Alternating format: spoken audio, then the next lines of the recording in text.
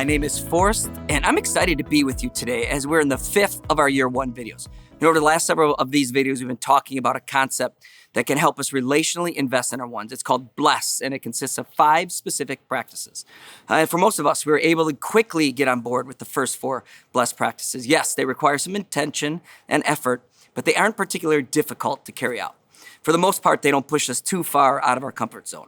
However, this 5th practice, the final S in our BLESS acronym, makes a lot of well-intentioned Christians nervous or even reluctant to do it. But here's the deal. You can't spell bless with only one S. And you won't likely help anyone discover the hope Jesus offers without taking this 5th step with them. So what is the 5th practice? Well, S stands for story. See, if we're going to bless others and help them discover the hope of Jesus, there's going to be times when we need to share with them our own story of discovering that hope. And that's not always easy to do. So why are we reluctant and why do we often hold back from sharing our story?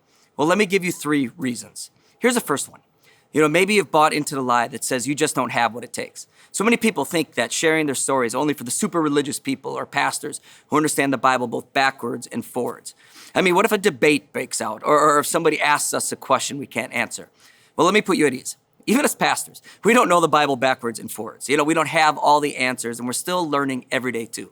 And if you remember just one truth about sharing a story, let it be this. You will not have all the answers to the people's most challenging questions. Let me say that again, because I really want you to get this. You will not have all the answers to people's most challenging questions. But what you do have is even better. You actually have the Spirit of God inside of you. You have your own experience with God to share, and no one else is an expert on that experience except for you. So you have what it takes. Here's a second reason we're so reluctant.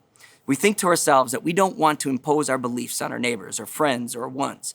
That we know the stereotype of this angry, judgmental Christian with a bullhorn trying to scream biblical truths into people's heads. And if that's what you're afraid of being, that's good, because I don't want you to be that either. What I'm asking you to do is just humbly share the difference that following Jesus has made in your life and continues to make in your life. That's not imposing your beliefs on anyone. That's just sharing your heart with them. The story of what Jesus is doing in your life can help people who are unknowingly desperate for the hope that only Jesus gives. Your story is compelling because it's a story about how you found and continue to find hope in Jesus. All right, 1 Peter 3 reminds us, always be prepared to give an answer to everyone who asks you to give the reason for the hope that you have. But do this with gentleness and respect.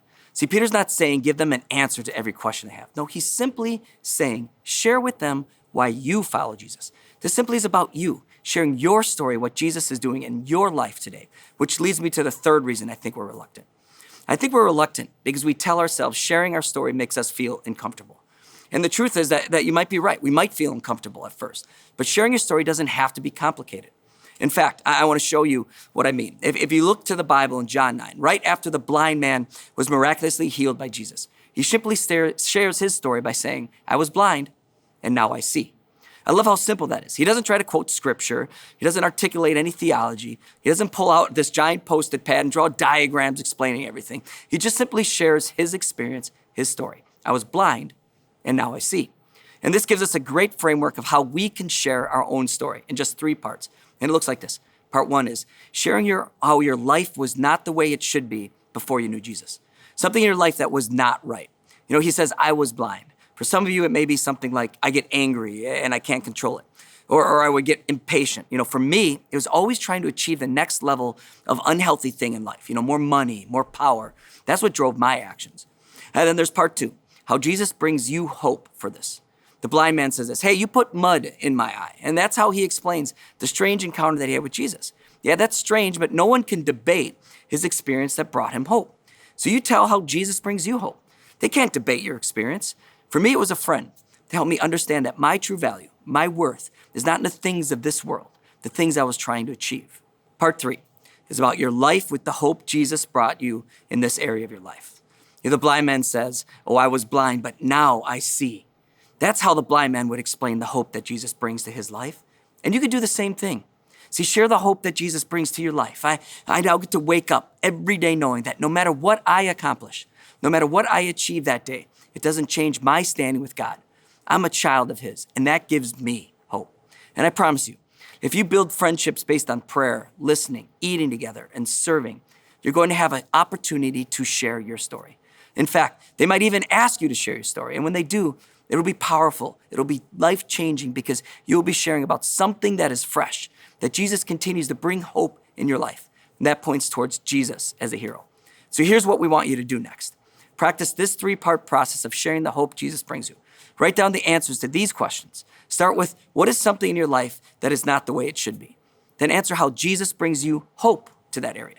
And finally, what is beginning to happen or change because of that hope? Now, following this video, we've got some questions for you to process through either on your own or with your group, and we encourage you to really lean into these questions and challenge yourself with them.